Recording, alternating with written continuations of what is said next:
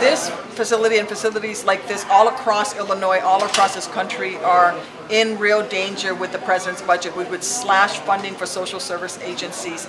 This facility potentially could be shut down. And this is a facility that right now feeds as many as 700 senior citizens with Meals on Wheels every single week. Over 400 children are also serviced through programs here. This is incredibly vital to the community, especially for those who are most vulnerable. And then a facility like this could actually be shut down.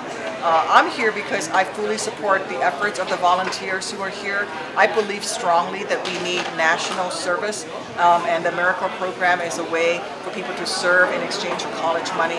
I've introduced a bill that would allow for voluntary national service in exchange for college money. It was co-sponsored by the great John Lewis, a hero to me and to many folks.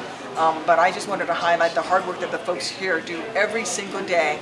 When you go to lunch today, think about the 700 seniors that get fed because of this one facility and what it would mean to those seniors to not have that lifeline. That's what we're talking about. It's so incredibly important. Well, I think there is very little predictability when it comes to the regime that's in power in North Korea, which is why it's even more important for the administration to come forward with a real comprehensive plan. They need to come to Congress and talk to us and explain what their strategy is for dealing with North Korea. This is a regime that oppresses and starves its own people, has numerous human rights violations, and is a real threat to our ally in the region, South Korea. And we have troops right now, American troops in South Korea working with the South Korean military.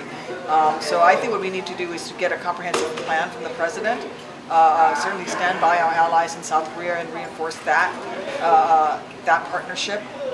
But I think it's time that the Trump administration come to Congress and tell us what their goals are. Well, you know, I was horrified, just as everyone else, to see those pictures.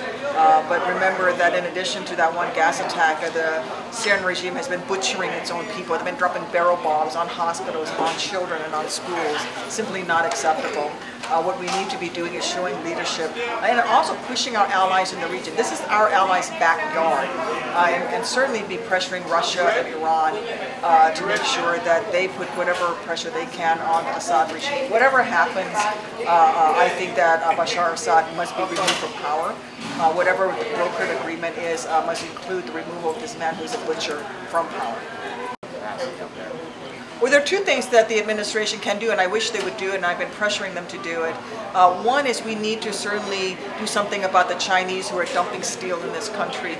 This is something I spoke with the new Secretary of Commerce during his confirmation hearing, and with Mr. Ross, and I said, you know, you have to work on this.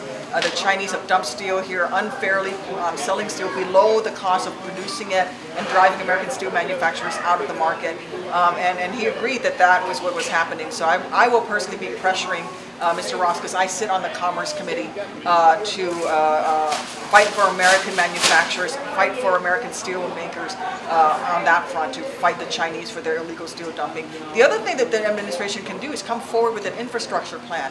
We need at least $1 trillion in investments in infrastructure across this country. Some right here in this region, whether it's the Merchants Bridge, whether it is roads and rail, schools. If we would come up with an infrastructure investment program, we would actually reignite the building that could happen in this country, bring jobs to the local economy. You can't just fix a road part way. It has to come into all communities. That means that there'll be jobs available in all communities, and that will actually up the demand for U.S. steel. The other thing that I'm pushing as well, and I wrote a letter to the president on this, which is to ask them to require that any steel that will be used in pipelines, such as Keystone Pipeline or the Dakota Access Pipeline, be made from U.S. steel. The administration just recently went back on their promise and said that they're going to allow the Dakota Pipeline to be used with foreign steel. That's not acceptable. We're going to build these pipelines, and let's use American steel for that. Well, I'm at the table right now if they want to do any updates and improve the Affordable Care Act. I do think we need more providers, but to repeal it would not without having a replacement plan is not acceptable. That would throw as many as 26 million Americans out onto the streets with no health insurance whatsoever, and that's simply not acceptable. I'm already sitting at the table saying, you want to fix it? I'll be right there. I've already voted to fix the Affordable Care Act. For example, I voted to repeal the medical device tax, which is one of the things that we were able to do. There are other things that can be done, and I'm certainly willing to do that. What other things would you like to see done? One more question.